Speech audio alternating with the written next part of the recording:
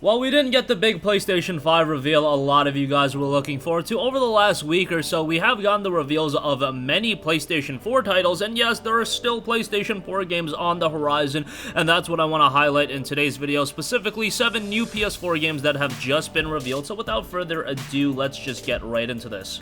First of all, here's a game that I myself have been talking up and hoping to get for the last few years. THQ Nordic had acquired the IP to Kingdoms of Amalur. That meant me thinking that Kingdoms of Amalur was gonna get an HD remaster. A lot of months had passed, we didn't get one, we didn't get an announcement, but now we know that Kingdoms of Amalur Re-Reckoning has been announced for PS4, Xbox One, and PC, a remastered version of the February 2012 released action RPG. Now this is an RPG that went to the wayside, and when it came out, it did get quite a bit of critical reception, and a lot of people really enjoyed it. The people that played it, at least unfortunately, it didn't do well commercially enough to justify a follow-up title. Hell, it didn't justify its sales actually maintaining the studio being remained open. 38 studios actually went defunct after the release of Kingdoms of Amalur Re-Reckoning, and that is just so unfortunate to think about because of the incredibly high-quality nature of the game itself. But now the hit RPG returns from the minds of the best-selling author R.A. Salvatore, Spawn creator Todd McFarlane, and the Elder Scrolls 4 Oblivion lead designer Ken Ralston comes Kingdoms of Amalur Re-Reckoning remastered with stunning visuals and refined gameplay. Re-Reckoning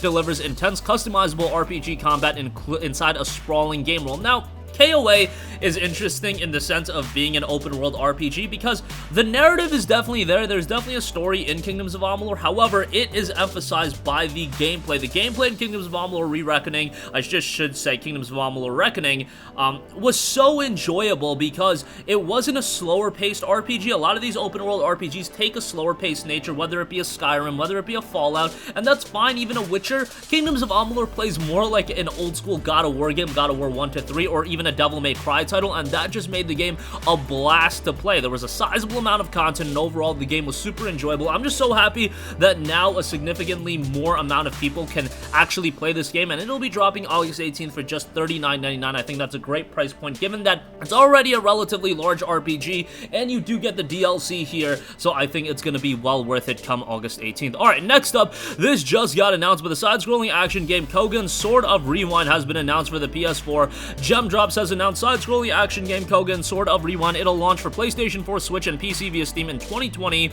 and it's a new sensation sword-fighting action game with immediate death is the strongest weapon. Set on Earth in the far future, you will control the heroine Kohaku and solve the mysteries of Kogan City. Using the Ouroboros system, which activates the moment of immediate death, you can go back in time and fight without the fear of failure. Now, this is a game that has a really slick art style and presentation style. That's definitely what stood out to me. And I definitely get vibes of a game like Mega Man here, more so of a Mega Man ZX title, and that element of the game looks rather good, but it definitely has some interesting gameplay elements as well.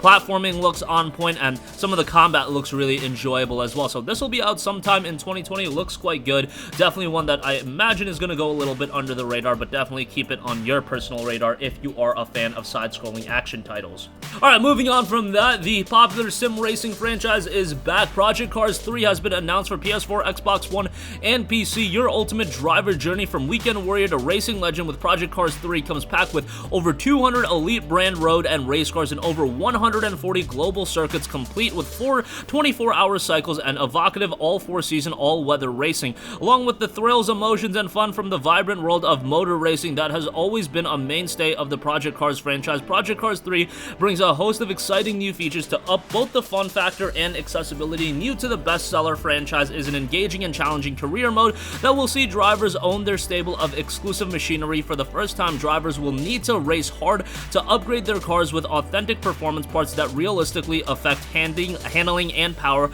as they battle their way up to the top of the racing world. And also new to the franchise is a wide range of customization options, so that's going to add another layer to the depth of the game. Project Cars 3 is due out sometime this summer. While we don't have an official release date, we should get that sooner rather than later, given that the game is out very soon. Alright, moving on from that, here's another visual novel. Really excited to see visual novels get a little bit more popular, but we have Milky Way Prints, The Vampire Star. Publisher Santa Ragone and developer Lorenzo Rodelli have announced Milky Way Prints, The Vampire Star, a visual novel about intimacy, idealization, and abusive relationships. So, tackling some very, very mature topics here. A visual novel living in a summer of dysfunctional love throughout branching storylines, twists, sudden changes, and a special mechanic where you choose which senses to use with your boyfriend. In these moments, you will learn about him, his personality, and his past, making you question everything. The story itself is partially autobiographical, noting, "During my experience with a borderline partner, I thought that falling in love with him was becoming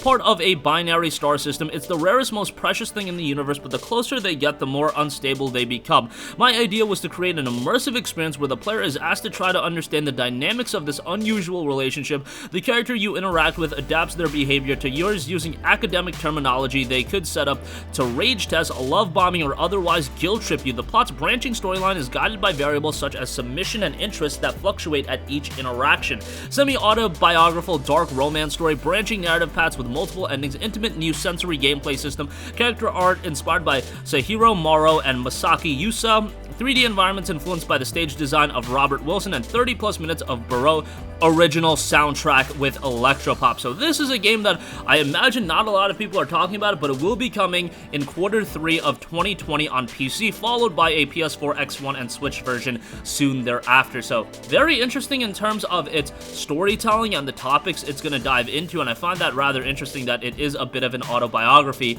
at the same token of being a visual novel. I don't think we see that a lot in video games, but hey, with this one, definitely one that I'm going to be on the lookout for. Alright, next up, Harvest Moon One World has added a PlayStation 4 version. Harvest Moon One World will be available for PS4 in North and South America, in addition to its previously announced Switch version when it drops this fall. An overview of the game notes, fledgling farmers will explore an entire world full of new and familiar faces, unique villages, and adventurous challenges while managing their growing farm. The new title is being developed with an all-new engine and graphics. Can you imagine a world without tomatoes, strawberries, or even cabbage in the latest entry in the Harvest Moon series? That's the situation players will find themselves in. Only an old book gives hints of what once was. Buoyed by a mysterious discovery, players will find themselves setting out on an adventure that spans not only their hometowns, but the whole world. What kind of people and places away from the gorgeous beaches of Halo to the snowy mountains of Salmaike? There's literally an entire world to explore. So obviously, right now, if you talk about Harvest Moon and these styles of game, Animal Crossing is on the rage right now, but that's not available on the PlayStation 4. Harvest Moon is a very notable franchise. It's been around for a long time, and having a game of this grandeur as far as the IP is concerned, because Harvest Moon has quite a legacy attached to it, that's going to be relatively exciting for the PlayStation 4 library, and that will be dropping this fall. Next up, those of you that are fans of old school first-person shooters, you definitely want to have your eyes on Wrath Aeon of Ruin. That's going to be dropping February 25th of 2021, so still a little ways away. Currently, the game is in early access on PC. You can get it for $24.99 if you do want to pick it up there, and it's not that difficult to run. It has a very positive reception on Steam.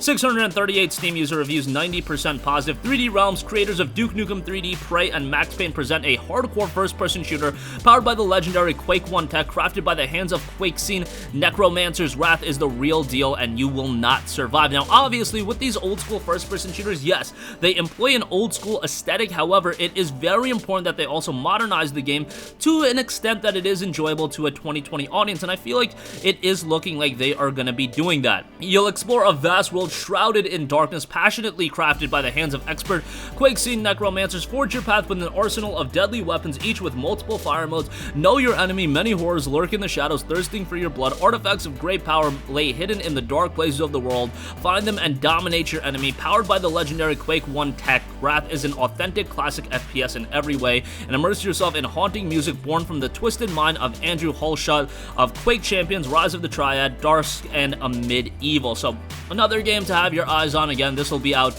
early next year, specifically on February 25th. And lastly, do want to give a shout to the roguelite hack and slash Skeletal Skeletal Avenger that's been announced not only for PS4 but PS5 as well. This is a fast-paced, ultra-responsive hack-and-slash action with a massive weapon arsenal and decapitating special moves. Avenge 1,000 wrongs in a reverse roguelite while the Skeletal Avengers ascend from the depths to extract vengeance. So that's rather interesting. Obviously, in most roguelite games, you play as the hero, but in this one, you're extracting revenge on what's been done. Again, decapitate yourself to do special attacks. Your hat determines the effects. Reverse roguelite, ascend from the depths, and exact revenge. Endless amount of quests to complete, each one ending in sweet revenge. Gain rewards and equip your Avengers with increasingly powerful gear. Single player and 2 to 4 player co-op, so a lot of content in this game as well to be expected, and if you do want to play cooperatively, that's going to be an option as well. The game will be dropping in late 2020.